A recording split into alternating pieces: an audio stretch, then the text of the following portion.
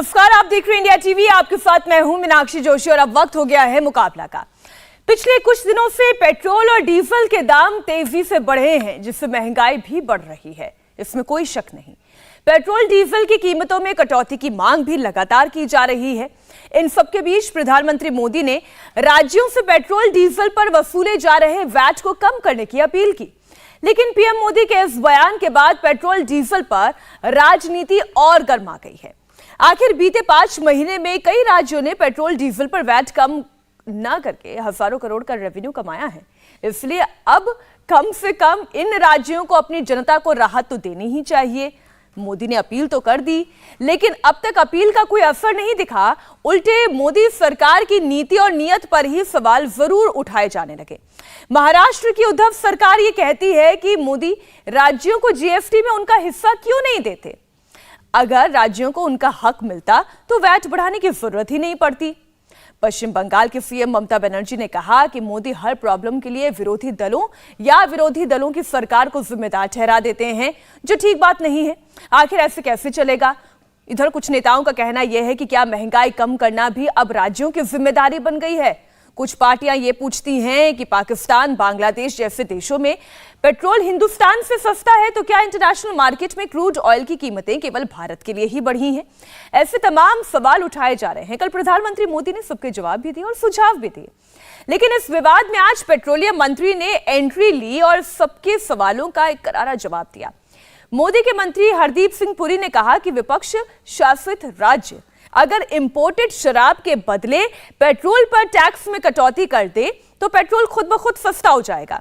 इसमें कोई दो राय नहीं कि पेट्रोल डीजल की कीमतें बीजेपी भी कम करना चाहती हैं और विपक्षी दल भी कम करना चाहते हैं।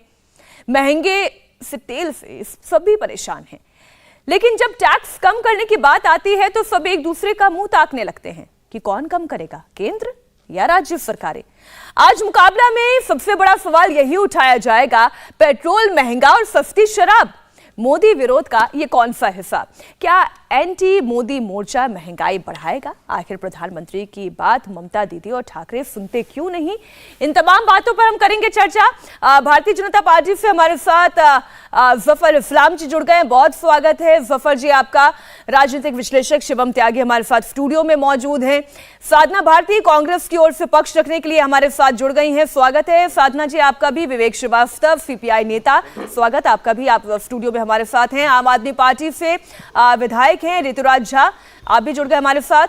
और सुनील अलग जो कि मार्केट एनालिस्ट हैं, एसके एडवाइजर एमडी हैं और ये जो मार्केट की सिचुएशन है उसे बहुत बेहतरीन तरीके से समझते भी हैं और दर्शकों को समझा भी सकते हैं। इसलिए मैं सबसे पहले इस पर सरकार की राय लूं उससे पहले बड़े ही शॉर्ट में और आम जनता को समझ में आ जाए, सुनील जी ये जरा बताएं कि ये तेल की कीमतें जो बढ़ रही हैं इसमें केंद्र का कितना रोल है और राज्यों का कितना रोल है।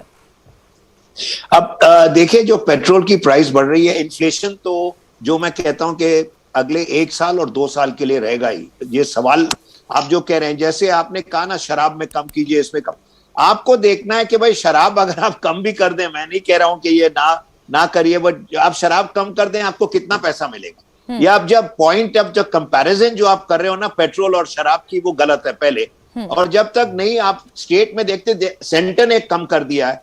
अब देखिए उन्होंने अपील की है कि अब वो कह रहे हैं कि नहीं करेंगे हम, स्टेट्स नहीं करेगी।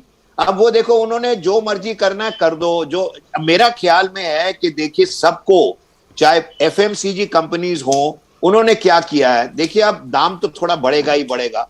पीपल हैव टू एक्सेप्ट कि भैया दाम बढ़ने वाला है, तो उन्होंने अपना पैक का थोड़ा सा कम कर दिया साइज और दाम बढ़ा दिया है। और वो कह रहे हैं कि चाहे हमें प्रॉफिट कम हो जाए, ये ना हो कि हम सोच रहे हैं कि भाई प्रॉफिट बढ़ाएंगे, लेकिन हम प्रॉफिट कम कर रहे हैं। लोग को भी देखिए, अगर वॉर जो शुरू है रशिया में और यूक्रेन में, ये तो ना मोदी के हाथ रहे ना किसी के हाथ में है। अब जो इन्फ्लेशन हो रहा है, आप सिर्फ पेट्रोल पे ही आप सोचें तो फिर मुश्किल हो जाएगा ना। लेकिन सुनील अलग जी, चर्चा ये चल निकली है ना, मैं शराब और पेट्रोल के कंपैरिजन में ना भी जाऊं, लेकिन चर्चा ये चल पड़ी है कि महाराष्ट्र में जो राज्य सरकार जनता से वसूल कर रही है और जो उत्तर प्रदेश में राज्य सरकार जनता से वसूल कर रही है, उसमें सीधा हाफ का डिफरेंस है। तो ऐसा क्यों ना किया जाए कि ये स्टेट्स भी आपस में थोड़ा सा मंत्रणा करें कि जनता के ऊपर बोझ कैसे कम किया जा सके, क्योंकि केंद्र ये कहती है कि हम एक्साइज पहले से ही कम करने की कोशिश कर रहे हैं। अगर हमने एक्साइज और कम कर दिया तो उस एक्साइज में से जो शेयर हम राज्य की सरकारों को देते हैं वो भी कम होगा, उस पर भी असर पड़ेगा। तो हमें इन टोटलिटी देखने की जरूरत है। अब देखिए, बिल्कुल आप टोटलिटी की बात कर रहे हैं ना, तो देखिए कोई भी स्टेट, अब मैंने नहीं सुना कि कोई स्टेट ने कम कर दिया। अगर वो कम करते हैं तो और भी अच्छा है। सब मिलके हमें देखो, प्राइवेट सेक्टर को, पब्लिक सेक्टर को, गवर्नमेंट को, स्टेट गवर्नमेंट को लेना है। और जो लोग हैं उनको भी जरा सोचना चाहिए कि भाई कितने पैसे हैं हमारे पास, कितने पैसे हैं केंद्र में, कितना पैसा है इनके पास। तो आप अपना बेल्ट टाइटन करना, ये तो 1-2 साल के लिए अब डिपेंडेंस ऑन स्टेट कि आप सेंटर के ऊपर जो भी ब्लेम करते जाओ, ये रोक के हमें एक साथ मिल के हमें अपना देखना है कि 1 साल या 1.5 साल कैसे बड़ी भारी बात आपने कह दी। एक साथ मिलके अगर कुछ हो पाता तो फिर ये बवाल ही क्यों खड़ा होता है? एक साथ मिलकर नहीं हो पा रहा है ना। मोदी जी ने कहा और यहाँ पर विपक्षी दल अपनी तलवारें तानकर खड़े हो गए, है कि नहीं? यही सही बात है ना जफर इस्लाम जी? सजेशन था मोदी जी का कि जरा थोड़ा वैट कम करिए, थोड़ा राहत दीजिए जनता को। देखिए मीनाक्षी जी, आदरणीय प्रधानमंत्री जी ने बहुत साफ लफ्जों में कहा कि मैं आप पर कोई दबाव नहीं डाल रहा हूं, मैं तो सिर्फ एक अपील कर रहा हूं, प्रार्थना कर रहा हूं, आपसे रिक्वेस्ट कर रहा हूं कि हमने जब 6 महीने पहले टैक्स पेट्रोल और डीजल पे 5 रुपये और 10 रुपये कम किया तो हमें उम्मीद थी सारे स्टेट्स भी उस पर कम करेंगे। बीजेपी शासित स्टेट्स ने कम किया, आपके महाराष्ट्र और ऐसे कुछ सरकारें हैं जो वेस्ट बंगाल जैसे सरकारें ने कम नहीं किया। अब देखिए ना जरा छोटा सा कंपैरिजन, महाराष्ट्र में 120 रुपये पेट्रोल बिकता है और नोएडा में जहां आप अभी टीवी स्टूडियो में बैठी हैं वहाँ 105 रुपये बिकता है। तो क्यों ऐसा है कि 32 रुपये पर लीटर वैट ले रहे हैं, यहाँ 16 रुपये लीटर है?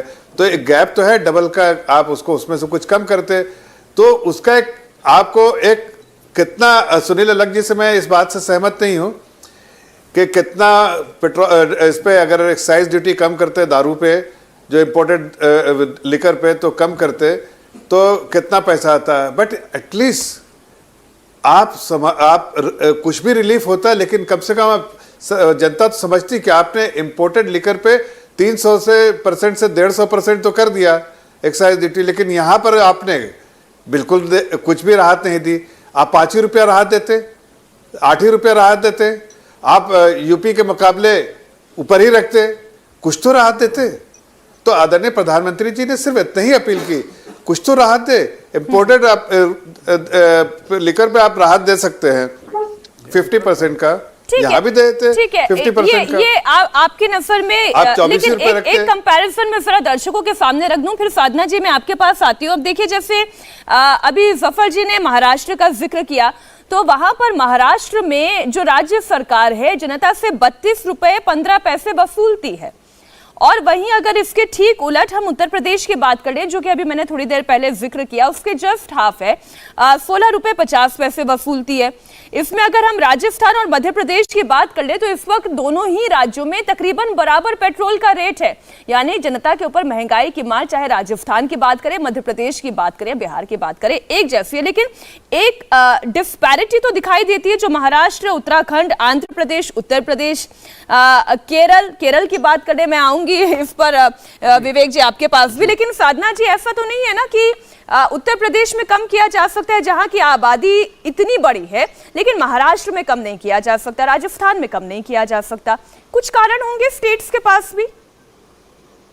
जी मीनाक्षी जी, मैं आपके इस सवाल का जवाब दूं उससे पहले, क्योंकि आज 28 अप्रैल है, अंग्रेजी आक्रामकताओं के खिलाफ बिगुल बजाया था आजादी के आंदोलन में। 1842 में बुंदेला क्रांति के जो महानायक थे हृदय लोधी जी, उनका आज पुण्यतिथि है, उन्हें मैं शत नमन करते हुए आपके सवाल का जवाब देती हूँ। देखिए सबसे पहली बात ये कि कांग्रेस की सरकार में अगर आप एक्साइज ड्यूटी की बात करें तो हमारी पेट्रोल पर 9 रुपए 48 पैसे लिया करते थे और डीजल पे हम 3 रुपए 56 पैसे लेते थे, जिसको मोदी सरकार ने आज की डेट में, बीच में तो और भी ज्यादा था, अभी हो गया है पेट्रोल पर 27 रुपए 90 पैसे और डीजल पर हो गया है 21 रुपए 80 पैसे। तो इसीलिए मुझे लगता है जिस तरह से प्रकाश जावड़ेकर जी ये कहा करते थे कि भाई पेट्रोल डीजल की कीमत तो 35 रुपए हो जाएगी, तो फिर उसके हिसाब से तो भाजपा की सरकार को एक्साइज ड्यूटी ₹1.48 कर देनी चाहिए। लेकिन हम तो कह रहे हैं कम से कम कांग्रेस के शासन में जितनी थी आप उतनी ही कर दीजिए। लेकिन नहीं, सिलेक्टिव है इनकी एडवाइस भी। आदरणीय मोदी जी एडवाइस देते हैं राजस्थान को, लेकिन जब 29% लिया जाता है उस मध्य प्रदेश को एडवाइस नहीं देते वो, तो एडवाइस भी सिलेक्टिव, बुलडोजर भी सिलेक्टिव। नहीं चलेगा बलात्कारी और अपराधियों के घरों पर सिर्फ बुलडोजर चलता है सिलेक्टिव तरीके से, ऐसे इनकी एडवाइस। अच्छा, लेकिन साधना जी, आप अपना जवाब पूरा करें उससे पहले मुझे एक बात बताएं, ये वही एक्साइज ड्यूटी है जो केंद्र और स्टेट में दोनों में इसका शेयर बढ़ता है, अगर मैं सही हूं तो, है ना? तो केंद्र और राज्य अगर दोनों इसका शेयर बांटते हैं तो ऐसा तो नहीं है कि केंद्र केवल कमा रहा है। अगर वो अपनी डेवलपमेंटल पॉलिसीज के लिए पैसा निकाल रहा है एक्साइज ड्यूटी से, तो उसमें राज्यों को भी दे रहा है और करोड़ों में दे रहा है। अब आप मुझे मेरी बात पूरी रखने दें मीनाक्षी जी पहले। जी, मैं पहले सीधी बात, अभी आपने केंद्र और राज्य की बात की। देखिए, तेल से कुल राजस्व मैं बता दूं, केंद्र को 2014-15 में 1.37 ट्रिलियन आया था, राज्यों को आया था 2020 उसमें 14-15 में 2020 और 21 में 4.5 ट्रिलियन केंद्र को आया है। तो इसमें अंतर कितना बड़ा इसमें हुआ, 163% की बढ़ोतरी हो गई केंद्र को।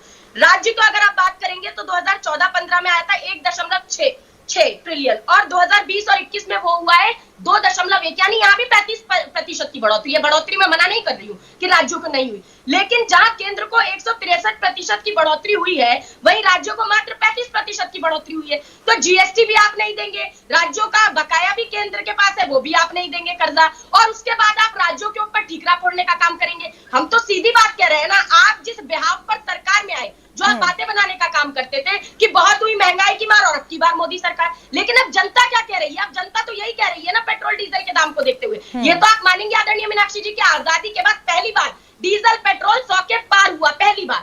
और हम सीधी बात कह रहे हैं, जब कच्चा तेल 111 हुआ, 111 नहीं, बिल्कुल आप ठीक कह रही है साधना जी। इसलिए आज मैंने चर्चा में ये विषय भी उठाया है कि महंगाई की मार तो पड़ रही है, इसमें कोई दो राय नहीं है, महंगाई की मार तो पड़ रही है और इसलिए इस पर चर्चा भी होनी चाहिए।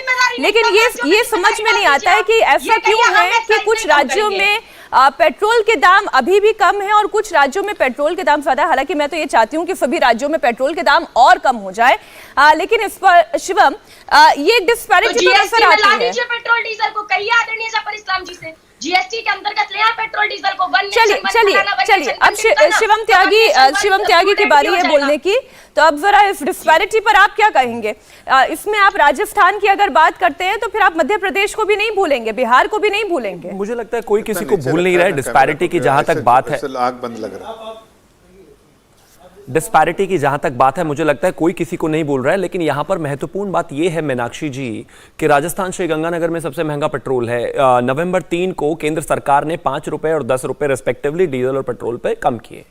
राज्यों से रिक्वेस्ट की गई, सभी राज्यों ने कम किए। उसके बाद भी कुछ एक ऐसे राज्य हैं जिन्होंने वो नहीं किए। एग्जाम्पल के तौर पर मैं आपको बताता हूं, गुजरात में पिछले 6 महीने में जो रेट कम हुए उसमें करीब गुजरात सरकार को 2,500 करोड़ का नुकसान लगा। वहीं पर करीब महाराष्ट्र की अगर मैं बात करूं या फिर बंगाल की बात करूं तो करीब 4,500 करोड़ का प्रॉफिट उन्होंने उस राजस्व से बनाया। अगर प्रधानमंत्री जी के कहने पर वो शायद कम करते तो मुझे लगता है जनता को फायदा होता। अब रेस्पेक्टिवली इस बात पर आ जाते हैं कि ममता दीदी ने कहा, उनसे जब सवाल पूछा गया तो उन्होंने कहा कि हमने जीएसटी में 1 रुपया कम कर दिया जी, हम 1 रुपया पहले कम कर चुके हैं और 1500 करोड़ रुपए का उससे हमें नुकसान हो गया है। महत्वपूर्ण बात यहां पर यह है, आम्फन तूफान आया, केंद्र से पैसा चाहिए, पैसा चाहिए, पैसा चाहिए, पैसा उनका है। मैं इस चीज को नहीं कह रहा हूं कि मांगने में कोई परेशानी है। वैक्सीनेशन की बात आई तो केजरीवाल जी किस तरीके से कह रहे थे कि तमाम चीजें हमें केंद्र से चाहिए। केंद्र की एक बाय एंड लार्ज रिस्पॉन्सिबिलिटी है। मैं बिल्कुल नहीं कह रहा हूं कि टैक्सेस पर आपको बायस्ड होने की आवश्यकता है, लेकिन यह समय की मांग है। राज्य की जो जनता है वो आपकी जनता है, उन्होंने आपको वोट दिया है और आपके प्रति उनकी एक जिम्मेदारी है। अब इंपॉर्टेंट बात पर आते हैं। यह कहा गया कि लिकर को यानी कि शराब को और तेल को कंपैरिजन नहीं कर सकते। बिल्कुल नहीं कर सकते सर, लेकिन ये प्रायोरिटी तो सेट कर रहा है ना कि क्या आप सस्ता कर रहे हो, क्या आप महंगा कर रहे हो। हेलो, कौन बोल रहे हैं? मैं अरविंद केजरीवाल बोल रहा हूं जी। आधा पौवा बोतल सब पहुंचवा दूंगा घर पे 50% रेट पे, एक छोड़ दो, एक के साथ 2 ले लो। ये सब नहीं चल सकता ना जनता। और मैं एक और शुभकामनाएं देना चाहूंगा विपक्ष को कि आपको बहुत बहुत शुभकामनाएं कि एटलीस्ट आज डीजल पेट्रोल पर बात हो रही है। लेकिन मैं वो शुभकामनाएं वापस अगले पल ले लेता हूं। इतना इनकॉम्पिटेंट आप हैं कि आज भी इस देश के प्रधानमंत्री ने जब उस मुद्दे पर बात की तब इस बात पर डिबेट हुई, वरना आप उसको वहां पर भी नहीं ला पाए। आप डिबेट मेरा दे रहे थे। क्यों? क्योंकि आप में इतना दम ही नहीं है, आप कर ही नहीं पाते, आप बात ही नहीं करते। पूरी हर डिबेट के बीच में इतना, हर डिबेट के बीच में आप इतना बरगलाते थे डीजल पेट्रोल। आज मैं पूरी उम्मीद करता हूं कि आप सारा डेटा लेकर आए होंगे और यहां आज आप बताएंगे कि फायदा नुकसान किसका है। बताइए। सबसे पहली चीज सुनील अलग जी ने बिल्कुल सही बात कही है। डेटा बताइए, आप सुनिए पहले, डेटा बताइए। सुनील अलग जी ने, साधना आपकी अभी चांस नहीं है, सब अपनी अपनी बारी पर बोले, दर्शकों को समझ में आएगा। बहुत बड़ा मेहमानों का पैनल है हमारे साथ। मैं बोलता हूं, विवेक, देखिए सुनिए, विवेक आप जब अपनी बात रख रहे हैं तो मैं केरल का आंकड़ा भी रख दूं। साधना जी प्लीज थोड़ा सा डेकोरम रखें, सभी लोग अपनी अपनी बारी पर बोले। केरल में राज्य सरकार 27 रुपए 24 पैसे जनता से कमाती है पेट्रोल और डीजल पर। चलिए अब आप बताएं। अब मैं बोलता हूं, देखिए सबसे पहली चीज है, मैं सुनील अलग जी से बिल्कुल अग्री करता हूं व्हेन ही इज सेइंग कि पेट्रोल डीजल का कंपैरिजन लिकर के साथ टोटली अनफेयर है। There is absolutely no relation, they are two different products. एक कंपल्शन है, दूसरा अभी भी लग्जरी है एक तरीके से, सीधी सी बात है। दूसरी बात, ये जो एक्साइज को के वेरिएशंस करे गए हैं लिकर में, जहां तक हमने स्टडी किया, this is in the upper and sections. जो लोअर एंड सेक्शन है, जो पुअर एंड मार्जिनलाइज सेक्शंस का, उसके अंदर कुछ भी ऐसा नहीं है कि आपके लिकर के कंजम्पशंस गरीबों में इंक्रीज हो जाएंगे, तो इसमें वो एथिकल वाला क्वेश्चन भी नहीं आ रहा। तीसरी बात, मैं ये पूछना चाहता हूं यहां पे बीजेपी के प्रवक्ता से, आज हम ये डिस्कस कर रहे हैं कि पेट्रोल महंगा है, सस्ता करो, कौन सस्ता करेगा? मैं कह रहा हूं ये जरूरत ही क्यों पड़ी कि पेट्रोल महंगा हो? That is because of your poor economic policies. Small and let me speak, small and medium size enterprises, the prime minister ने खुद एक्नॉलेज किया रिपोर्ट से 2 साल पहले। मैं आ रही हूं जफर जी, बात जफर साहब बोलने दीजिए जरा।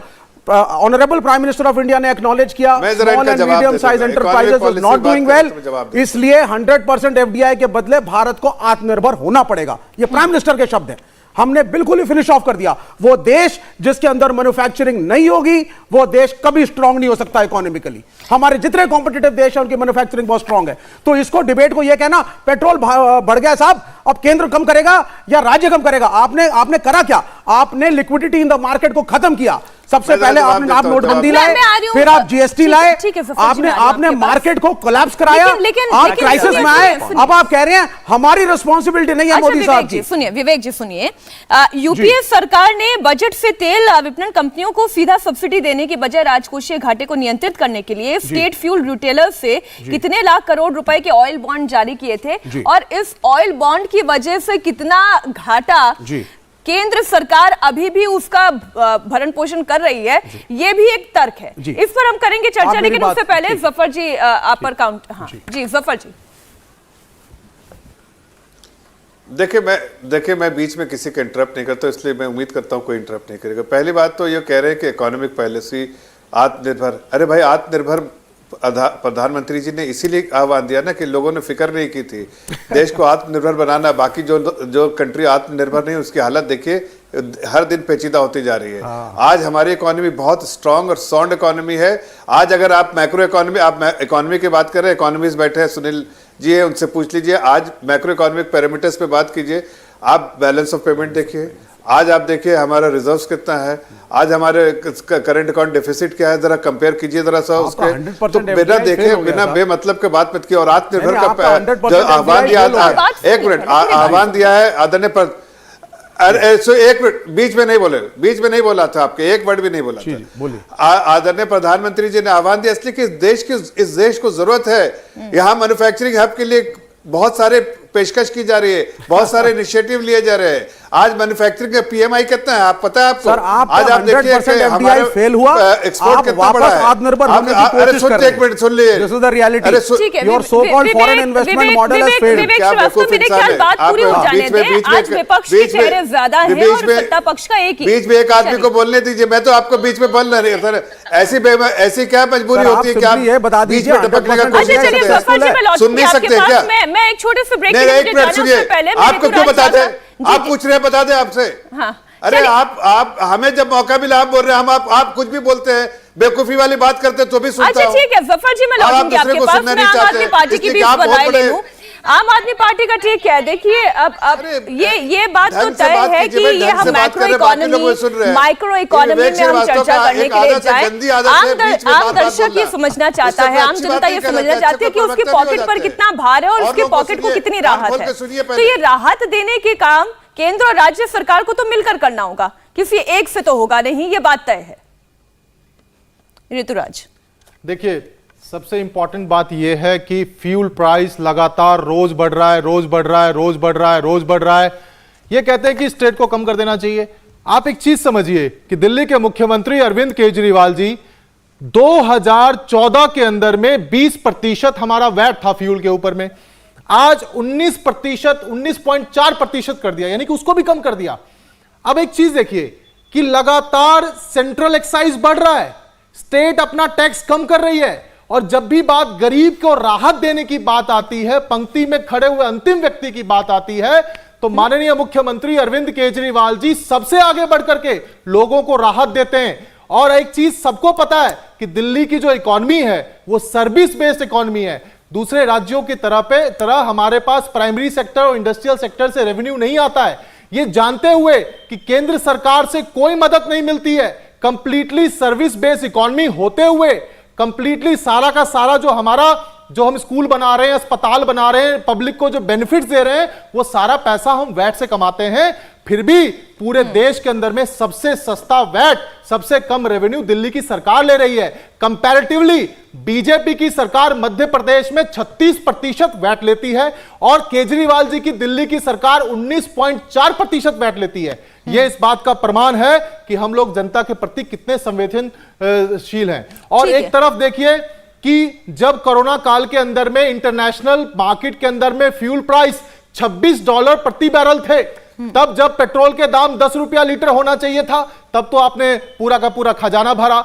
आपकी मित्रता, आमतौर पर इकोनॉमी काम करना चाहिए कि अमीर से टैक्स लो, गरीब का भला करो। यहां तो उल्टा हो रहा है, गरीब का खून चूस करके अंबानी अडानी का भला किया जा रहा है। अडानी का प्रॉपर्टी सारे ऋतुराज जी, ऐसा तो नहीं है सरकार ये टैक्स वसूल करके अपनी पॉकेट में रख ले रही है। अरे सुनिए ना ऋतुराज जी, अमीरों का खजाना भरने का काम ये मोदी सरकार कर रही है, केंद्र की सरकार कर रही है, जिसका आम आदमी पार्टी खंडन करती है, विरोध करती है। ठीक है, अब बड़ी बेसिक सी बात ये, ऐसा तो नहीं है कि केंद्र सरकार जनता से ये पैसा वसूल करके अपने पॉकेट में रख ले रही है। जा तो वो वैसे भी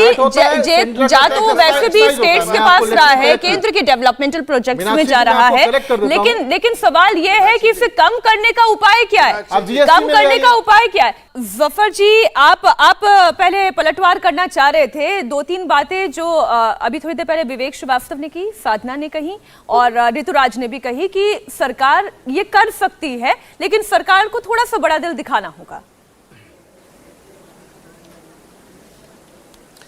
देखिए, सरकार ने तो बड़ा दिल दिखाया, 5 रुपए पेट्रोल पे, 10 रुपए डीजल पे काटा था।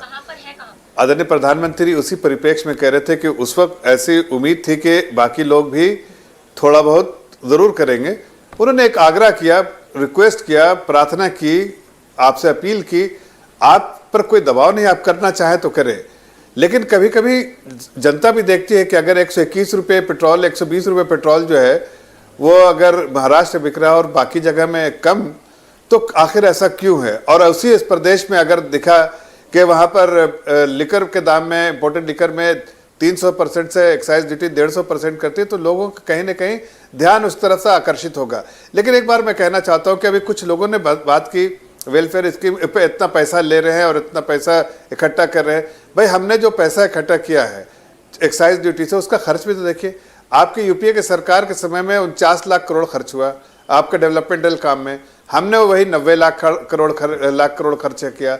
आपके सिर्फ कैपिटल एक्सपेंडिचर जो इतने महामारी के समय और उसके बाद ये यूक्रेन क्राइसिस, ग्लोबल क्राइसिस, उस समय भी आप देखिए कि कितना बड़ा कैपिटल एक्सपेंडिचर करने की जरूरत पड़ी, इसलिए कि इकोनॉमी को आपको तेजी रफ्तार देना था।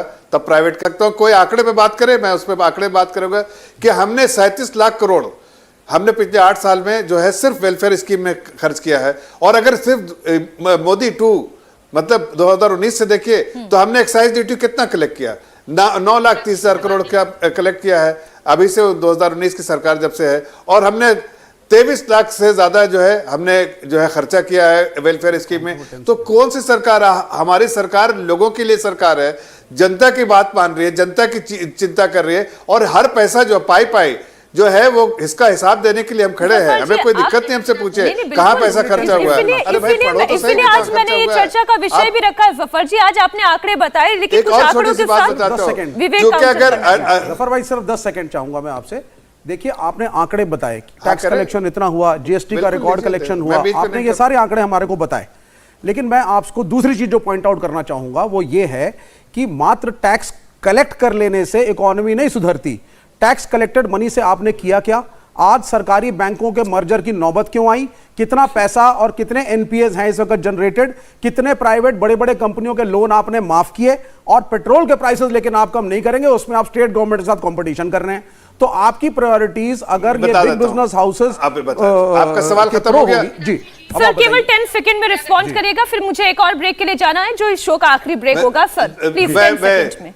देखिए मैं अपने मित्र विवेक श्रीवास्तव जी से कहेंगे थोड़ी सी पढ़ाई करके आइए, तैयारी करके आइए, तो आपको ये सब सवाल टीवी पे नहीं करना पड़ेगा, खुद को जवाब आप दे देंगे। बड़े बेवकूफी वाले सवाल बहुत सारे चीज करते हैं। अरे भाई आपके पास लेखा जोखा है, सारे चीज पब्लिक डोमेन में है। आप बता कितना दीजिए खर्च बैंकों के किया, मर्जर क्यों कर रहे हैं किस हेड पे कितना आया, बैंकों का मर्जर नहीं, बताइए क्यों कर रहे हैं आप? बैंकों के मर्जर क्यों घाटा कर रहे हैं? हुआ उसमें? एफिशिएंसी लाने के लिए कर रहे हैं। हाँ, 7-8 साल में तो एफिशिएंसी घाटा लाने नहीं के था। लिए आपने आकर के बांटा हाँ, पैसा। क्यों घाटा हुआ? आपने आप जरा सा आपने मल्टीनेशनल्स को प्रमोट किया। अरे सुन तो लीजिए, एक छोटे से अरे ब्रेक एक के मिनट लिए- सुन तो लीजिए, एक छोटे सुन तो से- लीजिए। सर सुन सर लीजिए, सफल लीजिए, जी, लीजिए, सफल जी, लीजिए। विवेक जी, साधना जी बहुत देर से इंतजार कर रही थी अपना पक्ष रखने के लिए। बोले साधना जी। देखिए आदरणीय मीनाक्षी जी, बहुत अच्छी बात है आपने पेट्रोल डीजल के दामों पर चर्चा रखी है, इसके लिए आपको बधाई। लेकिन सबसे बड़ी बात अभी आदरणीय जफर इस्लाम जी कह रहे थे, मैं आंकड़ों पर बात करता हूँ। दूसरों को बेवकूफ, अपने आप को सबसे ज्यादा समझदार मानने वाले आदरणीय जफर इस्लाम जी मुझे ये बता दें कि 2014 में केंद्र सरकार जब हमारी कांग्रेस की गई, उस समय जो पेट्रोलियम टैक्स से जो कलेक्शन था वो था 1,26,000 करोड़ केंद्र का, और राज्य का था 1,60,000 करोड़। यानी मुझे लगता है कि 1.25 गुना ज्यादा था स्टेट का केंद्र से, और अब सेंटर का 3.5 गुना बढ़ गया। सेंटर का हो गया 4,19,000 करोड़ और केंद्र राज्यों का रह गया 2,17,000 करोड़। अब मैं फिर से सीधी बात पूछ रही हूँ, 2014-15 में जब 1.37 ट्रिलियन होती है राजस्व जो तेल से आता है, और 2021 में 4.5 पहुंच जाती है केंद्र की, लेकिन राज्यों की 1.6 से 2% एक ही पहुंचती है। आपका बड़ा 163%, राज्यों का बड़ा 35%। आप राज्यों को जीएसटी में भी हिस्सा नहीं देते। उसके बाद मैं तो सीधी बात कह रही हूँ, आप कहते थे जब कांग्रेस के शासन में 70 रुपए मिलता था पेट्रोल, तो कहते थे भाजपा के सांसद साइकिल से जाते थे। स्मृति ईरानी जी कहती थी चूड़ियां भेंट करूंगी प्रधानमंत्री जी को। तो आदरणीय जफर इस्लाम जी आप मुझे बता दें कि किस दिन बैलगाड़ी से पहुंच रहे हैं संसद, और आदरणीय स्मृति ईरानी जी कहें वो बता दें किस दिन एक बड़ी सी चूड़ियों का हार लेकर पहनाएंगे आदरणीय मोदी जी को। मुझे लगता है अब जरूरत है, क्योंकि मैं फिर कह रही हूँ, पहले एक अंतिम बात कहूंगी, जब भाजपा कहती थी बहुत हुई महंगाई की मार, अब की बार मोदी सरकार, और अब जनता कह रही है कि जब से आई मोदी सरकार बंद हुए सब कारोबार, पेट्रोल डीजल 100 के पार, युवा हो गया बेरोजगार, महिलाओं पे हो रहा व्यभिचार। तो बंद करो ये अत्याचार और शर्म करो मोदी सरकार। आप एक्साइज ड्यूटी कम कर दीजिए, और आप एक पेश कर दीजिए उदाहरण, आप अपनी कीमतें कम करेंगे, अपने आप वैट कम होगा, सीधी बात है। लेकिन आदरणीय जफर इस्लाम जी आंकड़ों में फंसाना चाहते हैं, दूसरों को बेवकूफ बनाना चाहते हैं, और दूसरों को बेवकूफ बनाकर अपने आप को समझदार बताते हैं। ठीक है साधना जी। शिवम देखिए थोड़ा सा डेटा का है, आप ये कह रहे हैं कि बार बार डेटा देकर इधर उधर भटकाना चाहते हैं, इधर उधर नहीं भटकाना चाहते हैं। सबसे पहले मैं विवेक जी की बात से शुरू करूंगा। इन्होंने कहा कि अब प्लीज आप चुप रहिए ना, अब प्लीज चुप, अब इनको चुप करेंगे। मैं जानबूझकर इसलिए नहीं बोला क्योंकि ऑब्वियसली डेटा पेश करना है, तो जाहिर है एक दूसरे के ऊपर बोलेंगे नहीं चलेगा। विवेक जी ने कहा कि ये प्रॉब्लम क्या है, आपको पता है ना, आपने बहुत सारा कुछ गलत कोट किया, इसलिए पोल खुलने वाली है, तो अब सुनने को तैयार नहीं है। सुन लीजिए, मैं बड़ी शालीनता और सम्मान से कहना, बारी पर केवल शिवम की आवाज आए प्लीज। Shivam thank you. इन्होंने कहा कि जिस तरीके से हिंदुस्तान की सरकार ने बेड डेट्स दिए और तमाम लोन जो है माफ हुए लोगों के, क्या do you even have any idea, UPA 2 में 36 लाख करोड़ के बेड डेट्स यहां पर गए। और ये मैं नहीं कह रहा हूं, ये अब सुनिए, अब प्लीज आप सुनिए। रघुराम राजन हिमसेल्फ स्टेटेड कि इस देश में सबसे ज्यादा 2008 से 14 के बीच में जो लोन दिए गए वो most of the loans were bad debts, यानी कि कहीं ना कहीं नुकसान में 36 लाख करोड़। अब आगे आ जाइए, अब सुनिए, अब आगे आ जाइए, अब आगे आ जाइए। आप अमेरिका बहुत करते रहते हैं, रुकिए ना जरा, अमेरिका बहुत करते रहते हैं। इस पूरी दुनिया में जिस तरीके के हालात हुए कोरोना के बाद, अमेरिका का ग्रोथ रेट आज भी सिर्फ 5.7% है। हिंदुस्तान 8.7% के हिसाब से आगे बढ़ रहा है, और जबकि आप ये कहते हैं कि हम इतना बुरा हाल कर रहे हैं। अब आगे आ जाइए, भारतीय जनता पार्टी यानी कि ये जो एनडीए की सरकार है, सबसे पहले आने के बाद 2 लाख करोड़ के ऑयल बॉन्ड्स का जो पैसा है वो भारतीय जनता पार्टी की सरकार ने दिया। क्या कवर अप छोड़कर गए थे आप? आगे आ जाइए। अब आप कहते हैं कि पेट्रोल और डीजल में सबसे ज्यादा जो टैक्स, जो वैट वसूल कर रहा है वो एमपी की सरकार कर रही है। नहीं, ऐसा नहीं है सर, आप बिल्कुल झूठ बोल रहे हैं। तेलंगाना की सरकार 35.20% पेट्रोल वैट वसूल रही है उस पर पेट्रोल पर और 27% डीजल पर। मेरा मानना सिर्फ इतना सा है, जब केंद्र ने नवंबर 3 को यह घोषणा की कि 5 रुपए पेट्रोल और 10 रुपए डीजल में हम करते हैं, तो उन्होंने अपने आप को 8,700 करोड़ रुपए का घाटा सहा, यानी कि एक साल में 1 लाख करोड़ से ज्यादा का घाटा उन्होंने सहने के लिए तैयार है वो। तो आप क्यों नहीं तैयार होते सर? आपने उसी राज्य के ऊपर सरकार बनाई है अपनी, उसी लोगों के ऊपर सरकार बनाई है। और आप कहते हैं कि अब महंगाई पे हम किससे सवाल पूछे? सर हम एक फेडरल स्ट्रक्चर में रहते हैं। जब मेरे देश का प्रधानमंत्री बंगाल जाता है तो वहां की मुख्यमंत्री बड़े घमंड के साथ कहती है कि हम एक फेडरल स्ट्रक्चर में रहते हैं, राज्य की भी अपनी ताकत होती है, लेकिन राज्य की अपनी जिम्मेदारी भी होती है। अगर टैक्सेशन दोनों राज्यों और केंद्र में बंट रहा है तो माफ कीजिए, आपको भी थोड़ा झुकना पड़ेगा। वैक्सीनेशन से लेकर तमाम चीजें इस देश की सरकार ने खर्च की और डेफिसिट और तमाम चीजों पर जफर जी ने डेटा दिया। मेरा सिर्फ इतना मानना है कि जिन लोगों ने आपको वोट दिया, आप उनके लिए थोड़ा नीचे आइए। और जो बार बार शराब का मसला उठ रहा है, बिल्कुल कोरिलेशन हो या ना हो, लेकिन आपकी प्रायोरिटी में फिर से कह रहा हूं, ये सेट करता है। अगर आप शराब को लेकर इतने लीनियंट हो सकते हैं, बच्चों की जेब में और उनके घर तक शराब पहुंचा रहे हैं, उनको पिला रहे हैं, दिल्ली में 900 से ज्यादा ठेके खोल दिए, और आज जब बात करते हैं पेट्रोल डीजल की तो आप कहते हैं केंद्र की जिम्मेदारी है। ठीक है। अब ऋतुराज आप इस पर अपना काउंटर रखिएगा, लेकिन सरकार का तर्क यह है कि 1 लाख करोड़ से अधिक के ऑयल बॉन्ड यूपीए सरकार के दौरान जारी हुए, ठीक है, और उसमें वित्तीय 7 वर्षों से ये निर्मला सीतारमण का जो कोट है वो मैं आपके सामने रख रही हूं। वो ये कह रही है कि सरकार सालाना 9,000 करोड़ रुपए से अधिक के ब्याज का भुगतान कर रही है। अब आप ये बताएं, अपना तर्क रखें ऋतुराज। देखिए, नफरत की आग से गाड़ी चला रहे हैं ये वही लोग हैं जो देश में महंगाई बढ़ा रहे हैं। 10.5 लाख करोड़ रुपया ये बड़े बड़े पूंजीपतियों का इन्होंने माफ कर दिया कर्जा। बहुत आज जब देश के अंदर गरीब आदमी की बात आती है, अंत्योदय की बात करते हैं, पंक्ति में खड़ा हुआ अंतिम व्यक्ति, अरे नारा देने से होगा, काम करने से होगा। आज अगर इंटरनेशनल मार्केट के अंदर में क्रूड ऑयल का रेट बढ़ रहा है तो केंद्र सरकार की जिम्मेदारी बनती है, क्योंकि जब $26 प्रति बैरल के हिसाब से इंटरनेशनल मार्केट में प्राइस था तो आपने 10 रुपया लीटर पेट्रोल नहीं किया, आपने पूरा का पूरा टैक्स वसूली किया। आज राज्यों से ज्यादा केंद्र सरकार एक्साइज के माध्यम से पैसा ले रही है और आपकी जिम्मेदारी बनती है, रोज बढ़ा रहे हो। जब ऐसा क्यों होता है कि जब राज्यों में चुनाव होते हैं, आपने देखा होगा, सारा देश ने देखा कि जब 5 राज्यों में चुनाव थे तब पेट्रोल डीजल के दाम नहीं बढ़े। फिर कहते हैं ये सब कुछ मार्केट पे। तो क्या तब मार्केट सो रही थी? जैसे ही चुनाव के रिजल्ट आए मार्केट जाग गया, दाम बढ़ गए, रोज दाम बढ़ रहा है। ये जो बात करते हैं, आप सोचिए कि रसोई गैस 2 गुना से ज्यादा हो चुका है, पेट्रोल के दाम रोज बढ़ रहे हैं, डीजल के दाम रोज बढ़ रहे हैं, महंगाई की इतनी मार हो गई है, इतनी महंगाई मार हो रही है। एक आम आदमी का एक तरफ बेरोजगारी है, जब रोजगार मांगो तो कहते हैं पकौड़ा तलो, जब पकौड़ा तलने के लिए जब रेडी लगाओ तो बोलते हैं बुलडोजर आ जाएगा। ये इन्होंने सत्यानाश कर रखा है। ये पूंजीपतियों की सरकार है, ये पूंजीपतियों के नेता हैं, ये पूंजीपतियों के बारे में सोचते हैं, ये आम आदमी के बारे में नहीं सोचते हैं। आम आदमी के बारे में कोई सोचता है तो अरविंद केजरीवाल जी सोचते हैं, जिन्होंने देश के अंदर में सबसे कम वैट रखा है। 19.4% केवल वैट है दिल्ली के अंदर में, सबसे सस्ती डीजल है, सबसे सस्ता पेट्रोल है, और केवल राज्य सरकार की नीति की वजह से। और आज जब पब्लिक वेलफेयर की बात आती है तो हम स्कूल बना रहे हैं, अस्पताल बना रहे हैं, बिजली दे रहे हैं, पानी दे रहे हैं, ये तमाम सुविधाओं देने के बावजूद दिल्ली की सरकार प्रॉफिट में चल रही है, जबकि दिल्ली की इकोनॉमी सर्विस बेस्ड इकोनॉमी है। इस बात को समझने की जरूरत है। ये पूंजीपतियों की सरकार को समझ में नहीं आएगी। ये शराब सोचिए कि 938 आज आप सोचिए कि केवल 700 ठेके हैं दिल्ली के अंदर में, केवल उसको मॉडर्नाइज किया गया, उसको बेहतर बनाया गया, और शराब चिल्ला रहे हैं। अरे ऐसी बात करिए, आपकी क्या शिवराज चौहान की सरकार सुनती नहीं है? चिल्लाना नहीं चाहता इनके ऊपर जानबूझकर, तो लाभ नहीं है उसका, मौका दे दीजिए, मौका दे दीजिए। क्या प्रधानमंत्री की बात शिवराज चौहान की सुनिए? अगर आपको भाजपा शासित राज्य को आम आदमी पार्टी की चिल्लाना चाहता हूं, मुझे जवाब देने का मौका दिए। अरे कितने एंडलेसली बुलवाएंगे एक ही आदमी से क्या? चलिए मैं मौका दीजिए, आपके पास केवल 10 सेकंड। ये बात ऋतुराज जी बिल्कुल सही कह रहे हैं। केजरीवाल जी महान हैं, देखिए जी, केजरीवाल जी कतई महान हैं। कोई भी 2 बोतल ले लो, है ना, देने एक ही के दाम है। सुन लीजिए, कोई भी 2 बोतल ले लो, देने एक ही के दाम है। अद्दा हो, पौवा हो या हो कोई बेतल, यहां ना कोई भेदभाव है। पिला पिला कर बर्बाद कर दूंगा। ये कोई ऑक्सीजन थोड़ी है जो सरकार के पास अभाव है। अब इंपॉर्टेंट चीज पर आता हूं। मैंने इनको कहा 36, अब देखिए अब कितना चिल्लाने लगे। शुरुआत में आते ही कह रहे थे ऊपर मत बोलना, ऊपर मत बोलना। अब दर्द हो रहा है। आप सुनिए, आप चिल्लाना नहीं चाहते, चिल्लाते।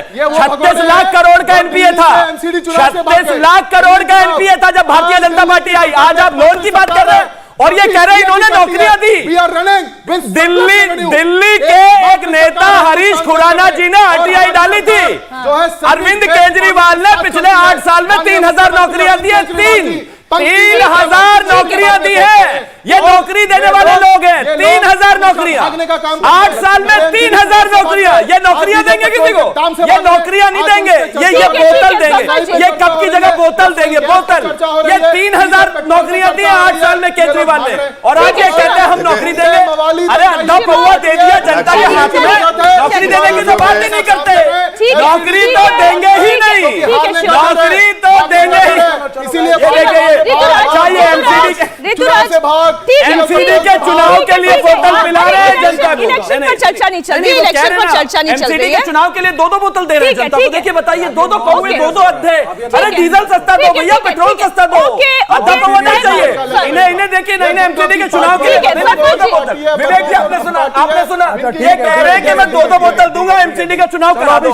जफर जी आपको भी 2 बोतल देनी पड़ेगी। मतलब एमसीडी में चुनाव जीतना है तो बोतल देंगे, एक की जगह 2। नहीं होम डिलीवरी भी करा रहे हैं। अरे कॉल आने शुरू हो गए मीनाक्षी जी, कॉल आ रहे हैं। अरविंद केजरीवाल बोल रहे हो फोन मत करना, मैं घर पहुंचा दूंगा। अरे कमाल हो गया। अरे दंगाई वो किसी का था, जिसके ऊपर पेट्रोल पंप घर पे, वो आप ही का था ना। प्लीज हम चर्चा को जहां पर हमने शुरू की थी पेट्रोल और डीजल, हम वहीं पर केंद्रित रखते हैं। मैं जफर जी आपके पास आऊं, उससे पहले सुनील अलग जी, मेरा बड़ा बेसिक सा सवाल आपसे ये है कि ये जो पेट्रोल और डीजल को लेकर लड़ाई चल रही है, ये बात तो सच है कि ऐसा नहीं है कि केंद्र सरकार अगर ये घटा देती है, जीएसटी में भी शेयर अगर देने लगती है, तो फिर वो अपने डेवलपमेंटल प्रोजेक्ट्स के लिए, अन्य योजनाओं के लिए कहां से पैसा निकालेगी। लेकिन तब भी ये पूछा जाता है सुनील जी कि भाई हमारे पड़ोसी मुल्कों में क्यों पेट्रोल के दाम कम है और हमारे यहाँ ज्यादा क्यों है। तो इसके लिए आप क्या समझाएंगे दर्शकों को कि ऐसा क्यों है कि हमारे यहाँ दाम ज्यादा हैं? अब देखिए 2014 का जब कंपैरिजन होता है, ये वो तनख्वाह कितनी थी, अब तनख्वाह आपके पास बढ़ गई है।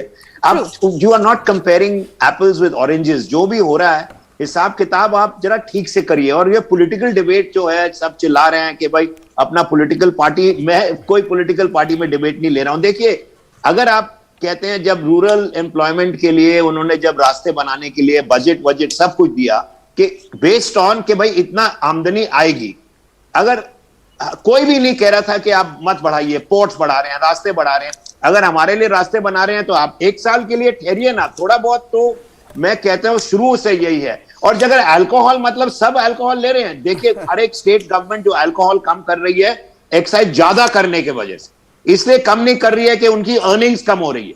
So don't make bottles of whisky equal to everything else. जो मैं कह रहा हूं, देखिए पेट्रोल प्राइसेस जो भी हैं, अब देख हम लोग क्या, प्राइवेट सेक्टर क्या देख रही है। नहीं सुनील जी, आम दर्शकों को जो समझ में आए, सुनील जी मुझे ये बताएं कि क्या केंद्र सरकार के पास कोई ऑप्शन है कि वो ड्यूटीज घटा दे, कम कर दे? नहीं, अगर वो कम करेंगे तो रास्ते नहीं बनेंगे। देखिए सबको अपने आप, private sector, public sector, government, state government, central government, हमको सब अपने कंधा मिला के चलना, जो मैं शुरू कह रहा था।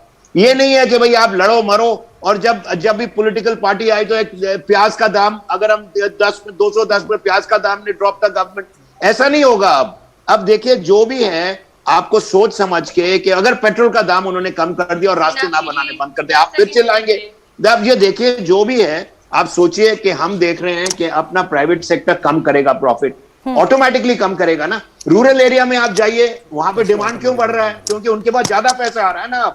कोई भी नहीं बात कर नहीं, रहा है उसके लिए। मतलब मैं 100 बात की एक बात ये समझना चाह रही हूँ कि अगर आज हमारे डिबेट के बाद दर्शक ये जानना चाहे कि क्या स्टेट और सेंटर मिलकर क्या पेट्रोल के दाम को कम कर पाने की स्थिति में है, क्या केंद्र उस स्थिति में, आप हाँ या ना में जवाब दें सर। क्या केंद्र नहीं, उस स्थिति में? मैं दे रहा हूं। अगर वो कम करना है तो आजकल कम कर देंगे, तो आपका रास्ता नहीं बनेगा, कहां से पैसे आएंगे? इसी से रास्ता वही मैं कह रहा हूं, शुरुआत से कम करने में कोई प्रॉब्लम नहीं है। शराबें पिला रहे हैं उसका क्या? चलो रास्ता देखिए, सुनील अलग जी के पास में शुरुआत में गई थी, मैं लास्ट में उनका टेक। रोड वही मैं कह रहा हूं, देखिए कम करने में कोई प्रॉब्लम नहीं है। अगर कम करेंगे तो नहीं, यार कोई भी नहीं सुन रहा है। ठीक है जफर जी, अब मैं जफर जी का टेक लेना चाह रही हूँ। जफर जी, लेकिन रास्ता तो निकालना पड़ेगा, रास्ता कैसे निकलेगा? या तो एक जन भावना आपके साथ खड़ी हो गई थी कि आप राज्यों में जीत दर्ज कर रहे हैं, महंगाई का अगर मार वाकई में उतनी ज्यादा होती तो हम ये कहते कि भैया आपकी सरकार कैसे बन रही है, लेकिन वहीं दूसरा काउंटर ये कि भैया महंगाई तो है, ये महंगाई कैसे कम होगी? और कम करने के लिए पाकिस्तान की सरकार है। देखिए महंगाई आप सही परिप्रेक्ष्य में देखिए, बाकी दुनिया के और देशों में देखिए इन्फ्लेशन रेट कहां पर है, यहां पर कंट्रोल में है। लोग कहते हैं कि अगर एक छोटी सी मिसाल देखिए, चूंकि पढ़े लिखे लोग हैं यहां पर इसलिए बोल रहा हूं, अगर मान लिया आपने काट दिया पेट्रोल के एक मिनट मैडम सुनिए, पेट्रोल के दाम काट दिए, तो मैं सवाल पूछ रही हूँ, इन्होंने कहा था पेट्रोल के दाम कम कर दिया, ठीक है चलो पेट्रोल के दाम कम कर दिया, डीजल के दाम कर दिया, लेकिन आपके घर में पैदा, अरे मैडम चुप से सुनिए, बीच में बोल रही, मैं तो आपके बीच में नहीं बोलता हूँ। जब पेट्रोल डीजल यहाँ देश में थोड़ी पैदा होता है, वैसे आप बाहर से लाते हैं। आप भाषा के उस लायक भी नहीं कि उससे घटिया भाषा से बात करना चाहिए आपसे, उससे घटिया भाषा से बात करना चाहिए। आप उस भाषा के लायक भी नहीं, हमने तो बड़े शराफत से बात कर रहे हैं। बीच में आपको बार बार बोलने का, मैंने आपके बीच में बोला क्या? इतनी तमीज तो होनी चाहिए, क्या कांग्रेस पार्टी तमीज भी नहीं सिखाती है क्या? ठीक है जफर जी, साधना जी, विवेक जी, ऋतुराज जी, शिवम जी, और बहुत शुक्रिया सुनील अलग जी हमारे साथ जुड़ने के लिए। ये चर्चा बहुत महत्वपूर्ण थी क्योंकि ये चर्चा आपकी और हमारी पॉकेट से जुड़ी हुई है। इंडिया टीवी हर वक्त हर जगह डाउनलोड करने के लिए सर्च करें India TV news Google play store या ऐप स्टोर पर।